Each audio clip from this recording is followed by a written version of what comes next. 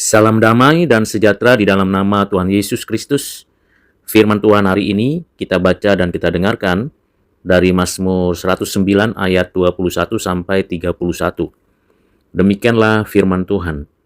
Tetapi Engkau ya Allah, Tuhanku, bertindaklah kepadaku oleh karena namamu.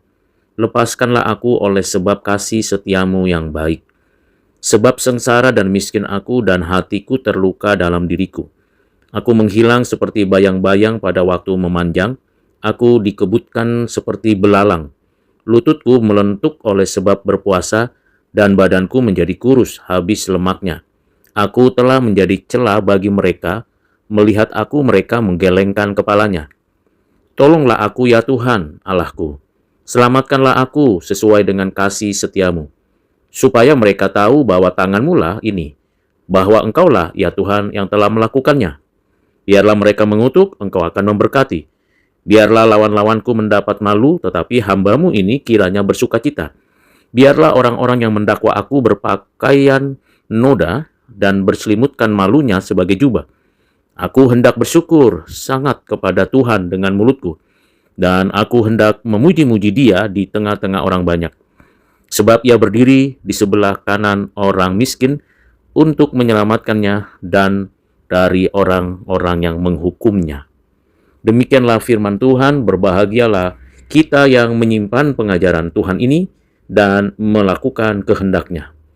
Saudara yang kekasih di dalam Kristus, kalau kita perhatikan ayat demi ayat yang baru saja kita baca dengarkan, kita dengan satu perenungan dapat meyakini bahwa ini adalah sebuah permohonan doa yang berasal dari kerendahan hati. Mengapa? Karena memang pemazmur ingin meminta belas kasihan Tuhan atas keadaannya yang telah difitnah, yang dikutuk, yang dianiaya oleh orang-orang jahat. Tetapi di dalam kasih-Nya dan di dalam kemurahan-Nya Tuhan sendiri, pemazmur menyampaikan permohonannya itu. Pemazmur mengumandangkan murka Allah terhadap para musuh, dan di sini kita bisa memperhatikan bagaimana pemazmur yaitu Raja Daud menerima kelegaan dari Allah. Di pihak lain, pemazmur juga menyampaikannya dengan satu kerendahan diri, kerendahan hati tanpa bermegah diri. Jadi pembelajarannya, ya kita meminta kepada Tuhan, tetapi dengan rendah hati, dengan tidak menyombongkan diri. Pemazmur mencurahkan ratapannya di hadapan Allah, mengenai keadaannya yang hina, yang mungkin memberi kesempatan kepada para musuhnya untuk mengolok-olok dia. Selain itu, pemazmur juga meminta belas kasihan dari Tuhan Allah dalam keadaannya saat ini. Tentu di sini dikaitkan dengan begitu banyaknya orang jahat yang melakukan kejahatan padanya. Sejalan dengan itu, pemazmur juga meminta kiranya setiap lawannya itu mendapat malu, berpakaikan noda, dan berselimutkan malu, supaya lawan-lawan itu dibiarkan berlaku hukuman, sehingga tidak mendapatkan kesempatan untuk bertobat. Mereka memang melakukannya dengan segala tindakan yang sengaja. Mereka melakukan kebodohan mereka sendiri.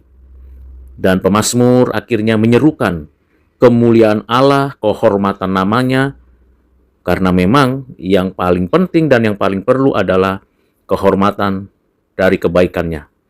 Nah, dari 4 bagian inilah pemazmur mengungkapkan bagaimana pikirannya yang gundah gulana, karena hatinya terluka dan hancur melihat memperhatikan keberadaan dirinya yang difitnah, yang dianiaya, dan hampir saja ia patah semangat. Pemazmur juga mengungkapkan bagaimana kondisinya yang bisa saja ke arah kematian. Dia merasa gelisah dan kepayahan dan bahkan hampir habis terkuras tenaganya, diolok-olok, dicela oleh musuhnya. Namun dalam situasi seperti itu, tentunya dengan kekuatan dari Tuhan, mengenal Tuhan yang penuh belas kasihan, pemazmur menganggap dari perspektif dia yang mengenal Tuhan, bahwa kutukan itu tidak beralasan dilontarkan para musuhnya. Dan ia percaya bahwa yang lebih penting berkat Allah yang perlu sebagai penawarnya. Karena itu saudara yang kekasih dalam Kristus, marilah kita menyerukan kemuliaan Allah dan menyatakan janjinya kepada kita. Bagaimana kita sendiri berkomitmen, bersyukur, memuji Tuhan, berkomitmen berjanji pada diri bahwa kita akan memiliki alasan yang paling masuk akal untuk memuji Allah. Kiranya saya dan saudara makin mengerti kehidupan yang sejatinya. Pembalasan ada pada Tuhan. Kita diberikan tanggung jawab untuk berdoa, meminta belas kasihan Tuhan, dan kiranya kita tetap melakukan kebaikan. Walaupun kondisi kita sengsara, miskin, kehilangan berbagai hal, bahkan membuat tubuh kita semakin rentan, dicela, dihina, tetaplah kita bersandar mengarahkan hati kita kepada Tuhan. Dan kita mengerjakan bagian kita dengan sungguh-sungguh.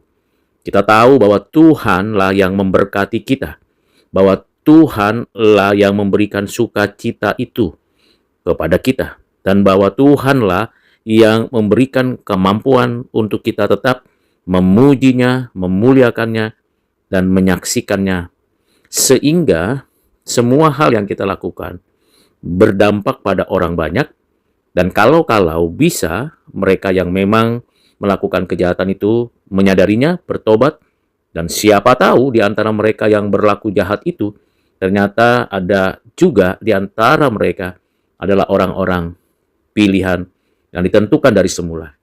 Bukankah kita juga mirip hidupnya seperti mereka sebelum kita menerima anugerah dan mengalami keselamatan hidup kekal? Ya, kita harus menyadari itu. Kita tidak lebih baik dari mereka yang sekarang bermusuhan dengan Tuhan dan dengan diri kita. Kita tidak lebih suci atau tidak lebih benar. Kita sama seperti mereka orang berdosa. Tetapi karena anugerah Tuhan kita dipindahkan dari gelap ke dalam terang, kita dijadikan anak-anak terang, dan kita seharusnya dan sewajarnya berdoa meminta belas kasihan Tuhan. Agar kiranya mereka yang memang melakukan kejahatan itu diubah hatinya dan diperbaharui hidupnya. Kiranya Tuhan menolong kita juga terus memperbaiki diri dan mentransformasi kehidupan di sekitar kita.